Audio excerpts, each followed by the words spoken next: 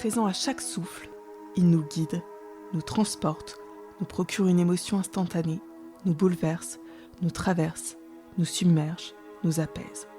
Qui est-il ? Derrière cette énigmatique description se cache l'odorat. Propre à chaque être, l'odorat, par son puissant pouvoir, nous rappelle un être cher, un souvenir unique. Je suis Anne-Laure Johalan, hôte de ce podcast Sens figuré. Depuis l'enfance et de manière indescriptible, j'ai ressenti intensément les émotions et les odeurs. Mon histoire personnelle est mêlée d'images, mais aussi d'odeurs, me rappelant mes origines, des galettes de ma grand-mère le mercredi midi, à l'odeur rassurante du figuier les soirs d'été. Passionnée par le pouvoir aux multiples facettes de l'olfaction et des fragrances, avec ce podcast, je pars à la découverte, avec vous, de cet univers fascinant qui recèle, à mes yeux, de nombreux mystères. Avec Sens figuré, je vous emmène à la rencontre de ceux qui, enfants, ressentaient les odeurs avec une sensibilité exacerbée pour poser un doux regard sur le monde, qui ont osé, un jour, à la faveur d'une rencontre, d'un élan du cœur, d'un saut dans l'inconnu, dans l'irrationnel, dans l'imperceptible, tracer un sillage différent de celui qu'ils avaient imaginé jusqu'alors. Ils ont osé faire vibrer et réveiller ce qui était présent au plus profond de leur âme, convaincus que les senteurs pouvaient transformer leur vie et celle des autres. Avec Sens figuré, je vous emmène avant tout à la rencontre de passionnés de parfums, de senteurs, de fragrances qui vous transporteront pour un voyage olfactif au cœur de vos émotions. Inspirez, sentez, ressentez et découvrez.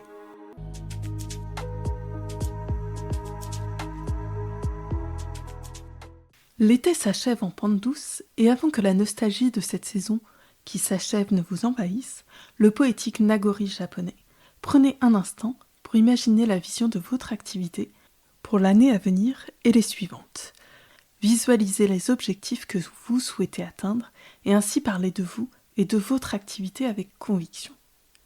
Pour contrecarrer le blues de la rentrée, j'ai imaginé spécialement pour vous une formation intitulée « Parler de soi ». C'est tout un art. Elle est basée sur des convictions profondes. L'authenticité et l'alignement nous permettent de rayonner, d'imprégner les esprits et d'attirer à nous les opportunités qui nous ressemblent. À 2 pas de la trépidante place de la Madeleine, à l'abri de l'agitation urbaine, le temps d'une journée, nous explorerons les clés d'une communication authentique.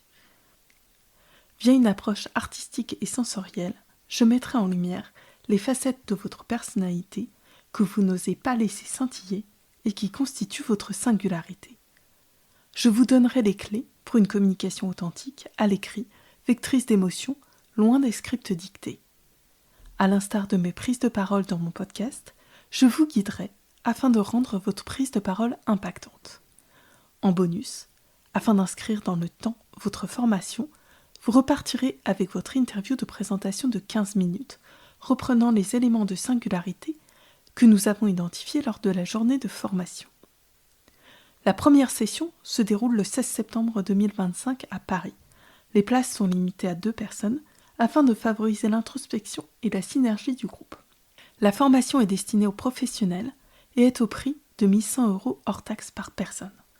Elle est dispensée via un organisme certifié Calliope et peut donc faire l'objet d'une prise en charge via votre opérateur de compétences, OPCO, auquel vous cotisez chaque année.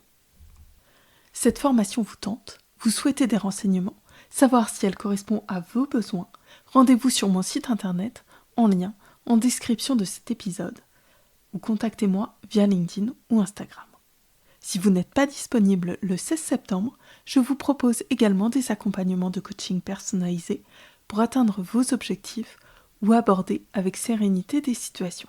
J'ai hâte de vous en faire profiter.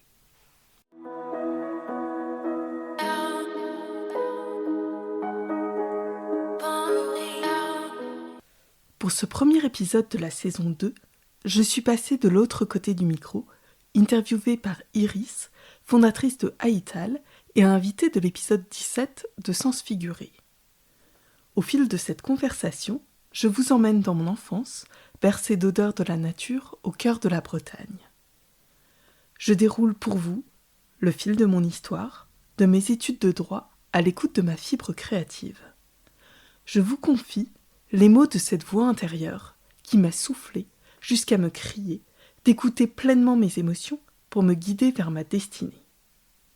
Au terme de cet épisode, vous en saurez plus sur celles qui sondent les âmes pour les révéler depuis 1 an via ce podcast. Je vous souhaite, vous aussi, de vous reconnecter à vos émotions, parfois enfouies par les affres de la vie, d'écouter votre silence intérieur qui pourrait se révéler bavard, de vous faire pleinement confiance pour vous laisser guider par plus grand que vous. Vous seul savez ce qui résonne pleinement avec l'être singulier que vous êtes. Merci Iris pour cette interview et pour nos échanges inspirants. Bonne écoute.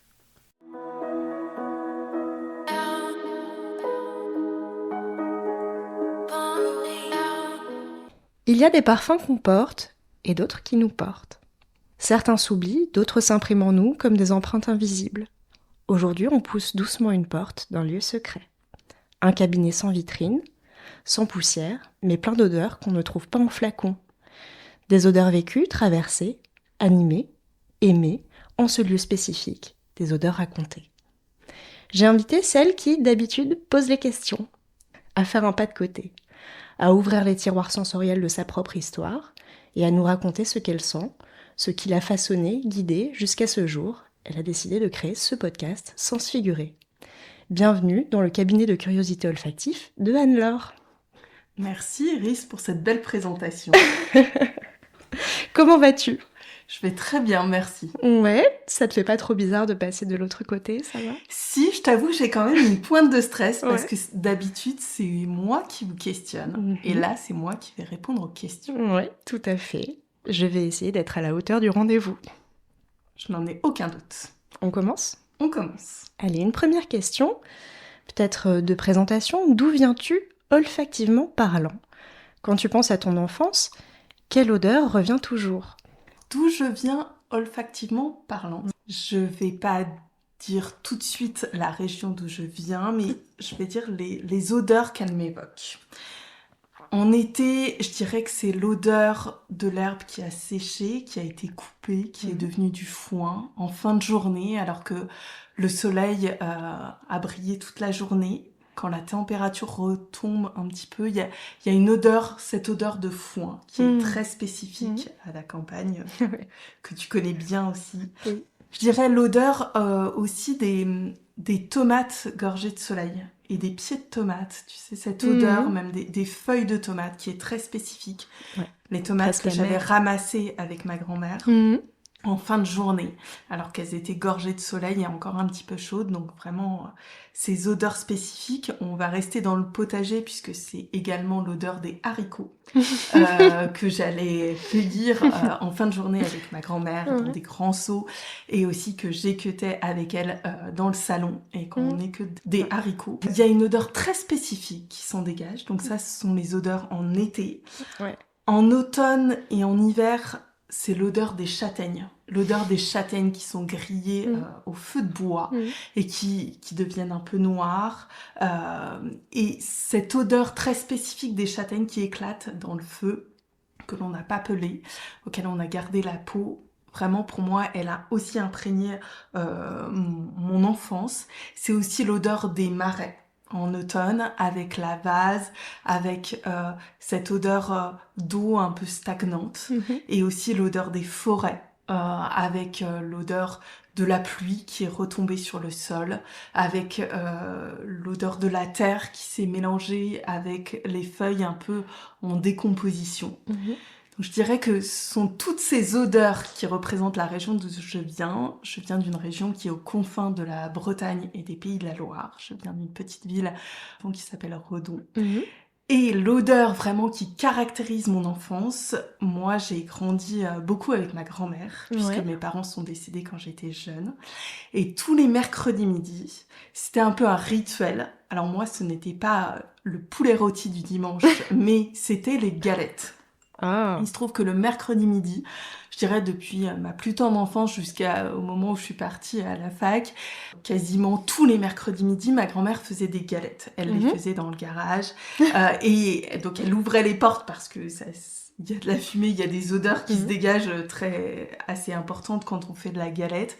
Et quand on arrivait, on n'avait même pas passé le chemin et pas passé la porte du garage, que je sentais déjà cette odeur de blé noir, de sarrasin, qui cuit, cette odeur de Mhm. pâte à galette qui cuit sur la pierre à galette. Et c'est vraiment cette odeur, à chaque fois que je me replonge en enfance, c'est cette odeur des galettes faites par ma grand-mère. Oh là là, ça me donne faim. Je suis un peu Ah, jalouse de ne pas avoir été bretonne et de ne pas avoir été baignée dans cette odeur-là. je t'emmènerai dans des très bonnes crêpes. Tu le décris extrêmement bien.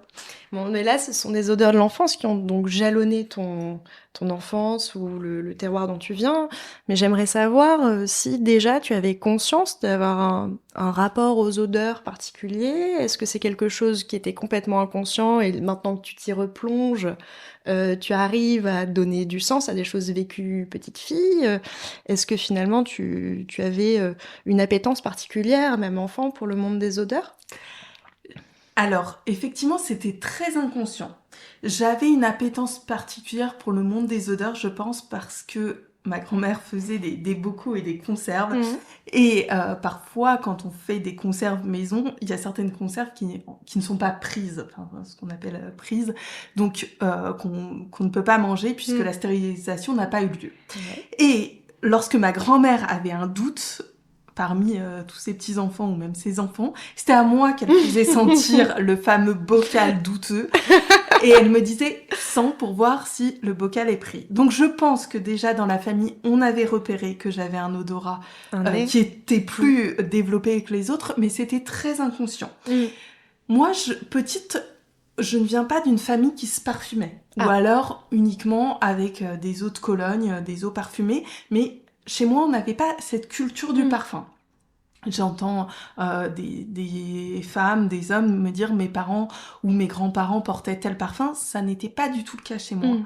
Mais je pense que vraiment, ces odeurs de la nature, du jardin, de la Mhm. cuisine, ont véritablement développé mon odorat et ma passion pour les odeurs. Je Mhm. pense que mais c'était encore une fois quelque chose de très inconscient chez moi. Et je pense que, mais on ne sait pas si on a un odorat plus développé que les autres quand on est enfant. Je ne pense pas. Et ensuite, je suis tombée dans le monde du parfum. Quand j'étais adolescente, j'ai porté les parfums, mais je savais pas forcément. Enfin, j'ai porté les parfums type Lolita Lempicka, les parfums des adolescentes. Ouais. Voilà, j'ai porté des parfums classiques, mais je n'avais pas de passion outre mesure pour le parfum. Ce qui Ouais. peut paraître étonnant. Très étonnant. Oui.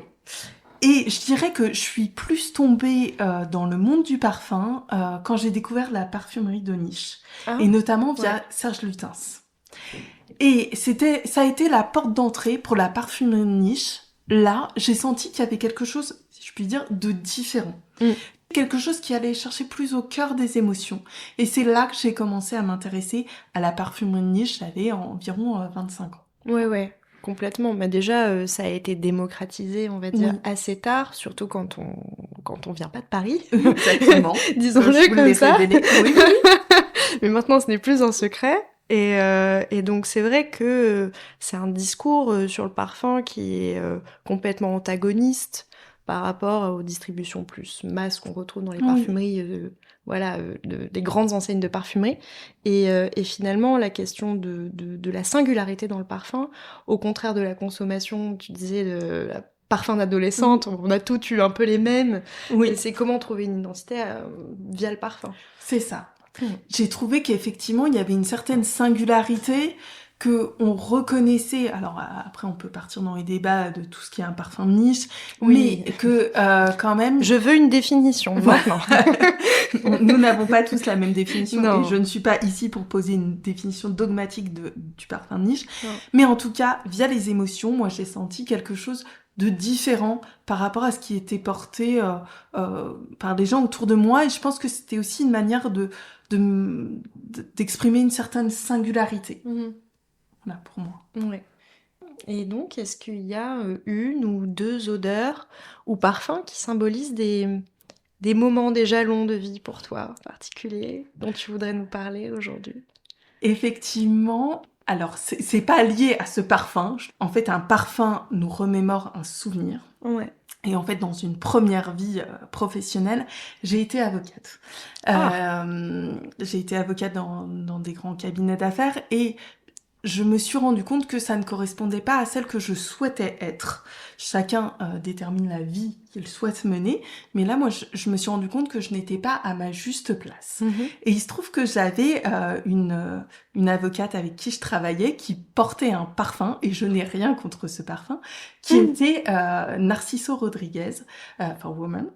Et vraiment, quand je me remémore cette période, c'est ce parfum qui me vient en tête. Au départ, je ne savais pas quel parfum elle portait. Et finalement, ça marque cette période mais je remercie aujourd'hui cette période puisque je me suis dit que c'était pas la vie que je souhaitais mener. J'ai senti une distorsion, même dans mon être, dans ma corporalité finalement. Je me suis dit, je peux pas continuer ainsi. Et ça a été ma première sortie de piste, un peu mon premier saut dans le vide, puisque j'avais fait 8 ans d'études pour devenir avocate, et je me suis dit, mais finalement, non, ce n'est pas ce qui me correspond, je me vois pas continuer ma vie comme ça, et donc c'est ce moment lié à ce parfum qui m'a fait dire, là, il faut que tu prennes une trajectoire très différente, et qui m'a permis aussi de prendre confiance et de prendre des chemins de traverse, et pour être là pour vous aujourd'hui. Donc même je remercie ce parfum qui, finalement, lié à ce moment, m'a permis d'effectuer des bifurcations et des plus ou moins grands sauts dans ma vie professionnelle. Donc, tu as eu différentes vies avant d'arriver à ce podcast, donc. Effectivement. Alors d'abord, j'ai été avocate pendant quelques années. Ensuite, j'ai eu différents postes juridiques dans le secteur de la protection sociale des assurances. Ensuite, j'ai lancé une première boîte liée donc à la tech et au droit. Et puis, aujourd'hui, je suis présente pour vous. J'ai décidé en fait d'effectuer une bifurcation totalement vers le monde de l'olfaction. Alors pourquoi un podcast sur l'olfaction maintenant ? Je te dis, mais pourquoi elle s'est lancée ? Pourquoi un format audio à l'heure du tout image ? Pourquoi, après avoir fait des études très techniques et très difficiles, choisir un tout autre univers ? Comment ça se passe à l'intérieur pour se dire, bon, ça y est, c'est là. C'est très complexe à l'intérieur. Je vais pas vous l'évoquer. Disons que j'ai déjà... je me suis dit, déjà, tu quittes le salariat, donc j'avoue, j'ai pas osé faire quelque chose de très différent par rapport au droit dans un premier temps. Je me suis dit, il faut que tout le travail que tu as effectué dans les assurances, dans la tech, il faut que tu le mettes à profit et ce sera peut-être plus facile pour te mettre à ton compte. Il se trouve que là, je sentais bien, et je pense qu'on a tous une intuition, qu'il faut se reconnecter à son intuition. Là, les portes ne s'ouvraient pas. Très clairement, j'avais des rendez-vous, mais j'ai aussi eu des coups bas à différents égards. Je pense que les gens qui m'ont envoyé ces coups bas, je pense que ça termine toujours par se retourner contre eux. Quand on pose une mauvaise intention, eh bien ça termine toujours par revenir en boomerang. Et je remercie même ces gens qui m'ont donné des coups bas, puisque ça m'a même forcée à aller vers d'autres horizons. Et à ce moment-là, je me suis dit, les portes ne s'ouvrent pas. Et au fond de toi, tu sens qu'il y a quelque chose de plus grand, de totalement d'irrationnel sur le papier. Quand vous passez des assurances, de la protection sociale à la parfumerie, ça décoiffe un peu. Et je me suis dit, il y a quelque chose d'irrationnel, mais en même temps, fais-toi confiance. Aujourd'hui, ose faire quelque chose qui te semble irrationnel, quelque chose qui semble sortir complètement de ta zone de confort, pour aller vraiment vers quelque chose qui vibre profondément en toi. En fait, tu es en train de nous dire quelque part que tu arrives à faire confiance à ton instinct. Oui. C'est quelque chose qui peut te guider sincèrement. Oui. Aujourd'hui, c'est quelque chose qui me guide. Pendant des années, j'ai été dans le rationnel, dans l'extrêmement rationnel. J'ai fait des études, je fais du droit, etc. Et j'ai décidé à un moment de faire confiance à l'irrationnel, à quelque chose de plus grand que moi, pour m'ouvrir des portes. Et c'est le cas. Je pense que quand on est au bon endroit, quand on sent qu'il y a quelque chose qui nous anime vraiment, déjà on n'en parle pas de la même manière, on est aussi beaucoup plus aligné avec ce que l'on souhaite vraiment, et on attire à soi des gens qui sont aussi tout autres et qui correspondent aussi plus à ce que l'on est. Mais c'est passionnant parce que tu vois, on parle d'intuition là ensemble. On voit quand même que l'olfaction, c'est avoir du flair. Oui. C'est le flair. Oui. C'est aussi l'olfaction, c'est aussi le sens de l'intuition. Peut-être que tu n'as pas choisi ça par hasard. Non, je pense que pendant des années, j'ai pas écouté mon intuition. Alors, je dis pas qu'aujourd'hui, j'écoute à 100% mon intuition. Parfois, je suis aussi dans le rationnel, parce que c'est important et qu'on a des réalités concrètes. Mais oui, j'ai appris à me reconnecter à l'intuition. Je pense qu'on a tous une intuition et qu'il est important de l'écouter. Quand on fait le silence autour de soi, qu'on se coupe des réseaux... Pour moi, on doit aussi se connecter à son intériorité, pour se connecter à son intuition, être seul face à soi-même, s'observer, j'ai pas dit s'observer dans le miroir et de manière narcissique ou égotique, mais observer ce que l'on souhaite vraiment à l'intérieur de soi. On peut écouter les conseils de tout le monde, parce que tout le monde a de très bons conseils. Je l'ai eu dans la première partie de mon entrepreneuriat, et je me suis dit non, il faut que tu écoutes à l'intérieur de toi ce qui t'anime profondément, même si ça n'a aucun sens pour les autres et que ça paraît totalement irrationnel, il faut que tu écoutes. Et je pense que oui, j'ai eu du flair puisqu'aujourd'hui je vois que les choses sont extrêmement différentes, que j'ouvre des portes que je n'aurais jamais imaginé pousser, que mon podcast grandit, enfin tout prend du temps. Donc effectivement, quand vous partez de zéro dans le domaine de l'olfaction, tout prend du temps et j'aime bien le dire aussi que c'est le chemin si on veut construire des choses stables. Mais que oui, j'ai décidé d'écouter mon intuition. Et alors, pourquoi le format audio ? Pourquoi un podcast radiophonique ? Alors moi, j'aime beaucoup le format podcast. Il se trouve que j'aime toujours, et c'est rassurant, l'olfaction, les odeurs, et que j'écoute beaucoup de podcasts. J'en écoute 3 par jour.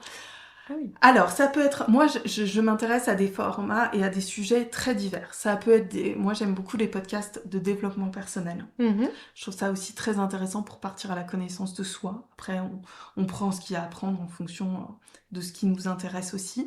J'aime aussi beaucoup des podcasts de rénovation immobilière. J'écoute des podcasts d'histoire, enfin des podcasts aussi sur l'entrepreneuriat.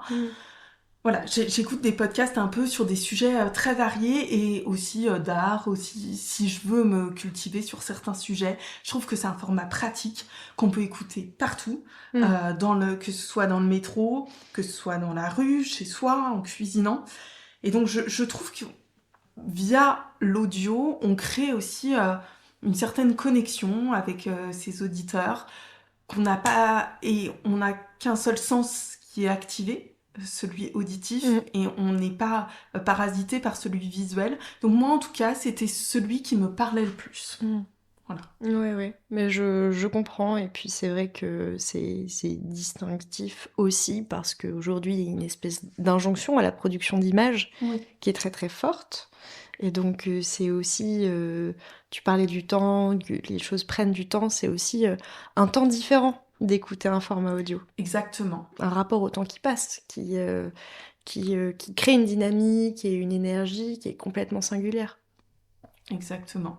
Et c'était le podcast aussi que je voulais entendre sur l'olfaction. Donc il a vocation vraiment à s'adresser même à des gens qui ne s'y connaissent, et surtout en fait à des gens qui ne s'y connaissent pas du tout en olfaction, et leur ouvrir des portes sur des univers qu'ils n'auraient même pas imaginé. Donc vraiment, oui, le podcast, moi, c'était le format que j'ai envisagé parce que moi-même, je suis une grande adepte de podcast. Ouais. Et donc, tu m'offres une transition absolument parfaite, puisque j'avais quand même une autre question qui était importante. Bon, j'ai eu l'impression, en suivant tes épisodes, que finalement, toi aussi, qui nous disais un peu plus tôt que tu ne venais pas du monde de la parfumerie, tu ne viens pas d'une grande famille grassoise, il me semble. Et donc, finalement, tu apprends au fil des épisodes, certainement. Est-ce que tu pourrais nous dire des choses que tu as apprises, qui ont pu jalonner cette première année de construction de Sens Figuré, et peut-être des choses qui t'ont surprise, des choses qui t'ont émue, puis aussi peut-être que tu avais des a priori sur le monde très particulier de la parfumerie ou de la haute parfumerie, voilà. Alors, des choses qui m'ont surprise, c'est peut-être... Moi, j'ai fait une mini-série sur l'anosmie. J'avoue, on en avait un peu entendu parler pendant le Covid, mais très rapidement, enfin à mon sens, ou alors je n'étais pas tombée sur des reportages plus longs. J'ai découvert vraiment tous les impacts de l'anosmie, que l'odorat est lié aussi au goût. Donc ça a des impacts sur votre vie sociale, ça a des impacts au quotidien, y compris sur la santé mentale. Donc ça, c'est quelque chose qui m'a beaucoup surprise et j'avoue que j'ai appris aussi tous les impacts que ça pouvait avoir. C'est pas simplement ne pas sentir la mauvaise odeur, mais c'est vraiment une vie, les anosmiques le décrivaient en noir et blanc. Et ça, c'est vraiment quelque chose qui m'a aussi surprise. Ce qui m'a fascinée, alors c'est lié à la surprise, c'est aussi souvent les trajectoires de vie. Moi j'adore découvrir des trajectoires de vie, comment on arrive dans le milieu de l'olfaction. Je trouve aussi assez fascinant chez les parfumeurs ce côté aussi très inspiration. On peut être inspiré par un paysage, par une sculpture, par un moment vécu, pour créer un parfum qui est aussi de la chimie. Parce que c'est de la chimie aussi, la parfumerie, il ne faut pas l'oublier. Ah oui. Les parfumeurs sont des chimistes, donc ils créent des formules, etc. Et j'ai trouvé que cette alchimie justement entre la chimie et en même temps ce côté créatif, moi je l'ai trouvé aussi fascinant au fur et à mesure des interviews. Et je dirais, voilà, c'est découvrir tous les endroits surprenants, que ce soit à la Pitié-Salpêtrière, les endroits, la chapelle ou l'église de la Pitié-Salpêtrière, que j'ai trouvé étonnante, enfin que je ne connaissais pas. C'est de pousser des portes que je n'imaginais pas pousser. Ouais, mais comment tu les choisis finalement tes invités dans ton podcast? Est-ce que c'est le hasard des rencontres? Est-ce que tu as une liste précise, secrète de gens que tu veux que tu veux rencontrer? Comment tu fais? Alors, c'est au gré des rencontres. Je dirais que c'est aussi par recommandation, c'est-à-dire que un invité de fil en aiguille me recommande aussi d'autres invités. J'effectue aussi des choix dans mon podcast, un peu de ligne éditoriale de mon podcast. Moi, j'aime bien des conversations un peu aussi à cœur ouvert, donc des gens qui ont cette capacité aussi de parler de ce qui les anime, aussi avec véritablement une authenticité. Ça, pour moi, c'est très important. On a parlé de la temporalité. Moi, j'aime bien être un peu à contre-courant ou à rebours de ce qu'on voit sur les réseaux sociaux, où il faut être tout le temps dans l'action, où on a des résultats tout de suite. Moi, j'aime bien, et au début de l'entrepreneuriat, j'entendais très peu ce discours, et finalement, j'ai terminé par écouter ma propre voix intérieure. Mais j'aime bien aussi avoir des gens à mon micro qui disent que tout prend du temps, qu'on n'a pas des résultats dès le premier mois, mais que quand on est au bon endroit, sont la somme des actions dans le temps qui permettent d'avoir des résultats tangibles et stables. Et j'aime bien aussi faire parler mes invités de tous ces sujets-là. Donc j'aime bien avoir des gens qui sont aussi, voilà, qui vont chercher dans leur intériorité. Pour moi, c'est important d'avoir. Et c'est vraiment au gré des rencontres que je rencontre des personnes formidables comme toi. Ça m'a permis vraiment de m'ouvrir à un réseau que je n'avais pas du tout à la base. Et vraiment, je trouve que ce pouvoir des rencontres, c'est assez extraordinaire. Parce que finalement, c'est vrai que toi, tu fais comme... Tu dessines des portraits. Oui. Un peu comme... Alors, est-ce que sens figuré, c'est le sens des figures? Qu'est-ce que ça veut dire? Pourquoi le nom de ce podcast? Alors, sens figuré, ça m'est apparu un peu comme un flash. Mais ce qui apparaît comme un flash fait en réalité en amont le temps d'une infusion. C'est-à-dire que moi, j'ai un rapport très particulier à l'odeur du figuier. Il m'évoque quelqu'un en particulier. Et donc, j'ai souhaité dans mon podcast évoquer cette odeur du figuier. Donc, je n'ai pas appelé mon podcast, c'est très révélateur, figuier, mais je souhaitais qu'il y ait une référence au figuier. Et puis, aussi au sens. Et tout d'un coup, j'ai eu un flash et je me suis dit, ce sera un matin en me levant, ce sera Sens figuré. À la fois parce qu'il fait référence au figuier, on entend dans figurer figue. Ah, j'avais même pas fait le lien. Il y a Mais c'est un côté dingue. un peu caché. Ouais, Aussi, c'est un joli clin d'œil. C'est un joli clin d'œil, Mm. effectivement, à la personne en question. Aussi parce que souvent dans la parfumerie, il y a un sens propre qu'on évoque publiquement. L'histoire officielle du parfum, mais il y a aussi souvent l'histoire officieuse du parfum, qui évoque un souvenir plus personnel, soit de la maison de parfum, soit du parfumeur. Oui. Donc sens propre, sens figuré.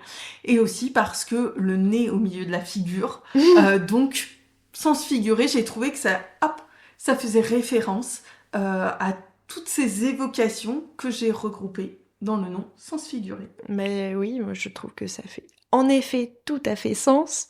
Et puis c'est vrai aussi qu'en t'écoutant parler, les parfumeurs, moi en tant que créatrice de parfums aussi, on a recours au sens figuré, à la métaphore, Oui. sans cesse pour parler d'odeur et de parfum. Il nous manque souvent les mots pour décrire avec précision ce qu'on sent, et donc on en appelle à notre bibliothèque mémorielle, à nos autres sens, des choses pour décrire finalement ce qu'on sent. Et donc, on fait du sens figuré. Exactement. Dans le parfum. Et ça m'est apparu tout d'un coup comme une évidence. Au départ, je trouvais pas trop le nom. Et je me suis levée un matin et je me suis dit, ce sera sens figuré et pas autre chose. Ouais. Bon, alors là, ça fait 1 an, ça y est. Ça fait 1 an, oui. Ça va bientôt... Là, la 2e saison débute. Oui, c'est le premier épisode de la 2e saison. Est-ce que tu as déjà fait des petits bilans ? Où est-ce que tu en es, là, aujourd'hui ? Là, on enregistre en amont, nous sommes en juillet. Ouais.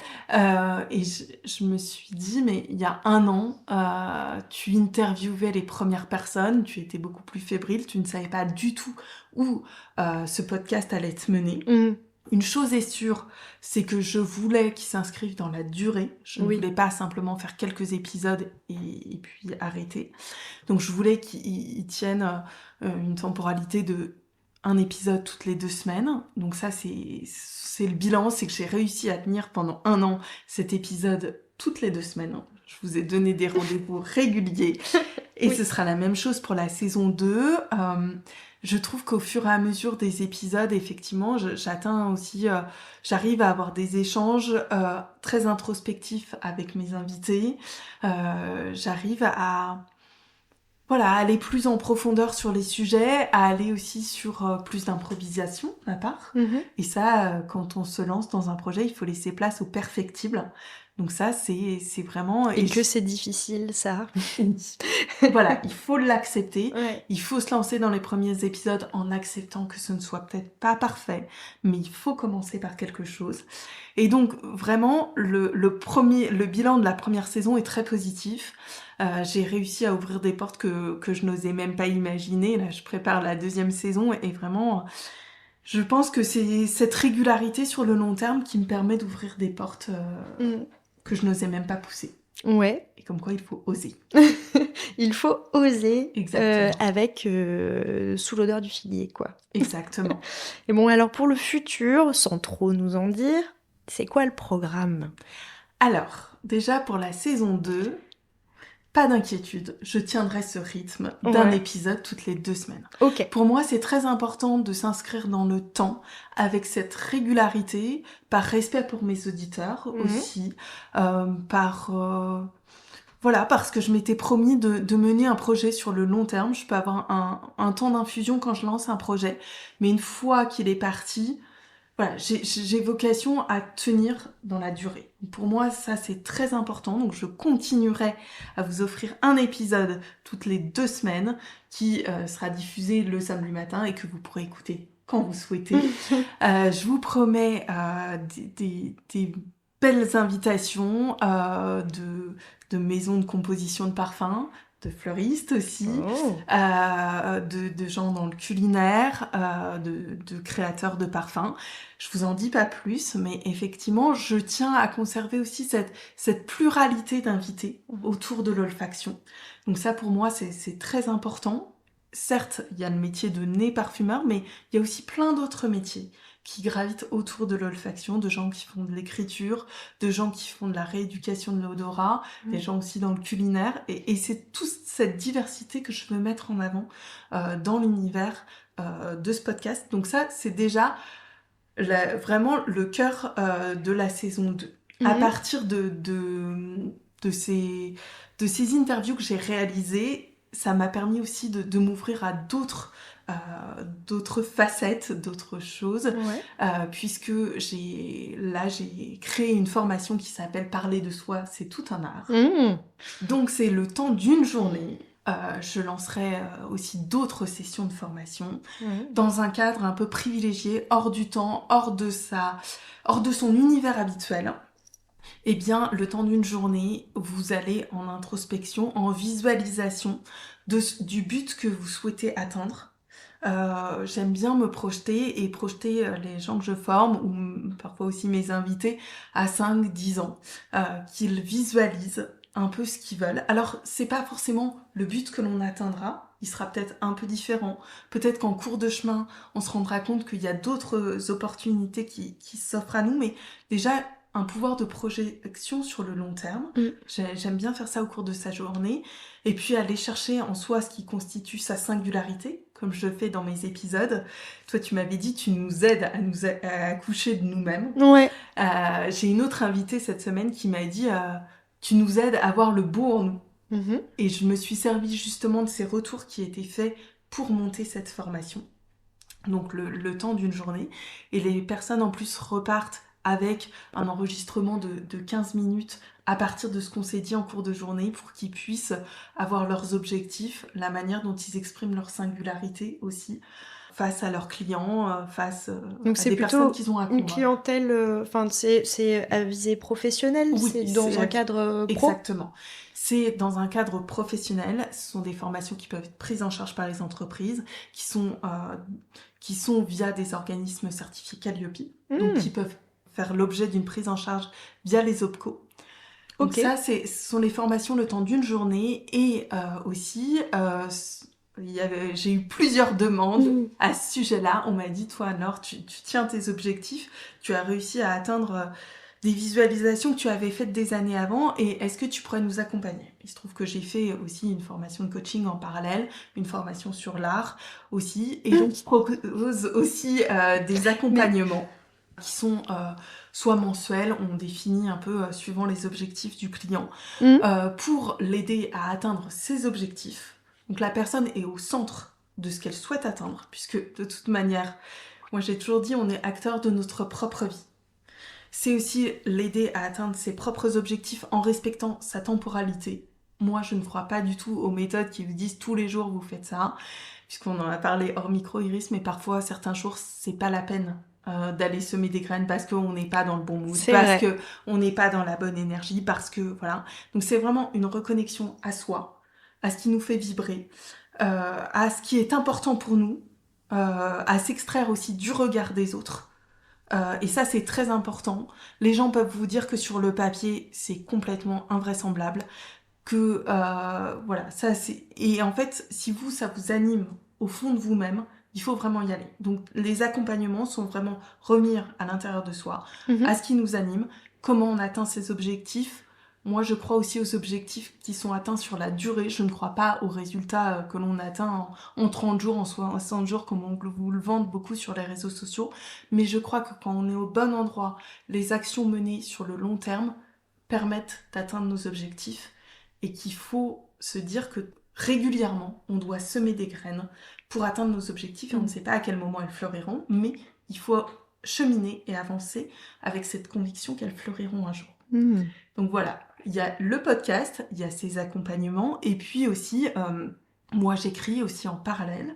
J'ai écrit dans le domaine des assurances, j'ai écrit dans le domaine de la tech, j'ai écrit aussi dans le domaine du design ou de la photographie, et là je souhaite vraiment écrire, et je veux écrire vraiment dans le domaine de la parfumerie. Pour poser des émotions sur des parfums qui ont été créés, qui ont été imaginés. Donc c'est vraiment de traduire les émotions et l'univers dans lequel le parfumeur s'est plongé pour créer son parfum et vraiment le traduire en mots, en texte, pour traduire ces émotions-là. Et d'ailleurs, je vous le dévoile, mais dans un épisode de podcast, on a fait ce jeu avec un parfumeur. Alors là, je n'avais pas du tout le brief, j'ai fait exprès de ne pas avoir le brief, mais c'est d'écrire mes ressentis à partir du parfum qui avait été créé. Et ça n'a pas été trop dur comme exercice pour toi? J'ai trouvé ça absolument magnifique. Ouais. Ouais, vraiment, ça suppose de déconnecter le rationnel, de partir dans quelque chose d'émotionnel et d'introspectif, de vraiment fermer les yeux et d'aller chercher les émotions, les souvenirs qui affleurent à votre esprit lorsque vous sentez un parfum. Est-ce que c'est pas tout ce qu'on devrait faire quand on sent un parfum? Moi, je pense. Ouais, peut-être se départir des pyramides olfactives et autres matières premières parfois un peu invraisemblables pour les gens qui ne sont pas dans le parfum. C'est vrai que c'est un exercice qui est intimidant d'approcher un parfum. C'est ça, c'est exactement ça. Moi, je crois qu'on peut aimer un parfum, on peut l'apprécier, il peut nous rassurer, nous donner confiance, nous apporter de la joie, même si on ne connaît pas sa pyramide olfactive. Je pense que la majorité du grand public, vous sortez dans la rue et vous demandez ce qu'est une pyramide olfactive, la majorité des gens ne sait pas ce qu'est une pyramide olfactive et ce n'est pas grave. Moi, j'ai vraiment appris à me départir du syndrome de l'imposteur sur ce sujet. D'ailleurs, parce qu'avec le parfumeur dont je parlais, elle m'a dit « Mais tu ne connais peut-être pas les matières premières, mais tu as des émotions, et c'est ce qui est le plus important. Et finalement, je pense que toute personne a des émotions et qu'on peut débrancher le cerveau de notre culture olfactive. Moi, c'est mon prisme pour aller vers de l'émotionnel. Et peut-être que ce n'était pas ce que le parfumeur vous avait imaginé, mais en même temps, moi, j'ai plusieurs parfumeurs qui m'ont dit, moi, j'aime bien que aussi les gens qui se parfument avec mon parfum s'approprient leur propre histoire, créent leur propre histoire à partir de mon parfum. Une fois que je l'ai créé, finalement, certains m'ont dit, il ne m'appartient plus. Et je laisse les gens laisser libre cours à leur imagination. Comme toute création artistique, quelque part, il faut bien que les gens se l'approprient, que ça crée une émotion personnelle. Chez le public, quoi, finalement. Exactement. Et c'est vrai que je reviens à la création du podcast, parce que quand on parle de podcast de parfumerie ou d'olfaction, on pourrait se dire, finalement, ça va être des épisodes pédagogiques. Et toi, ça n'a pas été ton parti pris. Qu'est-ce que tu voudrais que les auditeurs retiennent? Est-ce que c'est quelque chose de sensoriel? Est-ce que c'est un parcours de vie? Est-ce que ce sont des éléments, informatifs, pédagogiques? Est-ce que c'est un peu de tout? Est-ce que maintenant, avec une première année, tu arrives à dessiner une trajectoire de ce que tu veux transmettre? Alors moi, j'aimerais transmettre des parcours de vie. Parce que très souvent dans les parcours de mes invités, il y a soit des reconversions, soit des choses qui n'ont pas fonctionné comme prévu. Ouais. Et j'aime bien aussi expliquer tous ces détours que l'on ne voit pas toujours sur les réseaux sociaux, sur une page Instagram, mais se dire derrière un résultat qui est flamboyant en vitrine, il y a aussi parfois toutes les tempêtes intérieures, tous les doutes, tous les échecs, toutes les vicissitudes de la vie que l'on n'imaginait pas. Donc déjà, moi, j'aime bien que mes auditeurs ressentent ça. Je souhaiterais qu'ils ressentent aussi une authenticité. Et c'est vraiment quelque chose que j'aime beaucoup faire émerger chez mes invités. C'est une authenticité chez eux. Donc j'aimerais qu'ils sentent des discours de vérité. De dire que oui, parfois ça n'a pas fonctionné, parfois ils ont eu des moments de doute. Et j'aimerais que ce soit un moment aussi pendant lequel ils écoutent ce podcast, qui soit un peu un moment doux, un moment réconfortant pour eux, un peu un moment hors du temps, où ils peuvent poser les masques, poser les égos, les masques sociaux parfois que l'on doit adopter en société, pour se dire mais finalement on peut aussi être nous-mêmes sans masque social, sans être dans le regard de l'autre et être pleinement soi. J'aimerais qu'ils puissent à l'écoute de ce podcast, se dire je peux être pleinement moi. Ouais, je vois. On arrête un peu avec les injonctions. Oui. Parce qu'il y a quelque chose que tu dis là depuis quelques minutes que moi je ressens très fort aussi. Et je pense beaucoup de gens, c'est C'est la question de déconstruire des mythes, que ce soit de la pleine puissance, de la réussite à tout prix Oui. ou à chaque fois. Quand tu parles de temps long, c'est aussi accepter que des fois il y ait des pauses, il y ait des Oui. détours, il y ait des virages, Exactement. et que c'est OK. Oui, et il faut accueillir, pour moi, il faut accueillir ces virages, il faut accueillir ces détours, il faut écouter ce qu'ils ont à nous dire, parce que ces détours, ces virages sont aussi bavards. Ouais. Et pour moi, c'est ça, c'est prendre le temps, se dire qu'on a le temps. Aujourd'hui, dans une société où tout est urgent, c'est se dire qu'on a le temps. Et j'aimerais que mes invités... pour moi, ils me disent souvent que mon podcast, c'est un moment un peu hors du temps. Et c'est un moment pour eux. Et déjà, pour moi, c'est un beau compliment. Et s'ils devaient retenir une odeur, moi, j'aime beaucoup l'odeur de la fleur d'oranger. Je trouve qu'elle a un côté très réconfortant, quelque chose qui confine aussi à l'enfance. Donc, peut-être si mon podcast pouvait leur évoquer la fleur d'oranger, ça serait, pour moi, une belle évocation. Merci beaucoup, Anne-Laure. Merci, Iris. C'est très gentil d'avoir répondu aux questions. Et on va se laisser accueillir par la magie de la vie et par ce qu'elle nous réserve. Et par la fleur d'oranger. Parfaitement. Merci. Merci. Cet épisode vous a plu, je vous remercie sincèrement de l'avoir écouté. N'hésitez pas à en parler autour de vous et à me laisser 5 étoiles et un avis sur votre plateforme d'écoute. Vous souhaitez en savoir plus sur l'invité de cet épisode ? Rendez-vous sur la page Instagram de Sens Figuré ou sur mon site internet Lisez, en lien en description de cet épisode. Ensemble, sentons pour que l'olfaction devienne la boussole puissante de nos intuitions sur les êtres que nous sommes et qui nous entourent.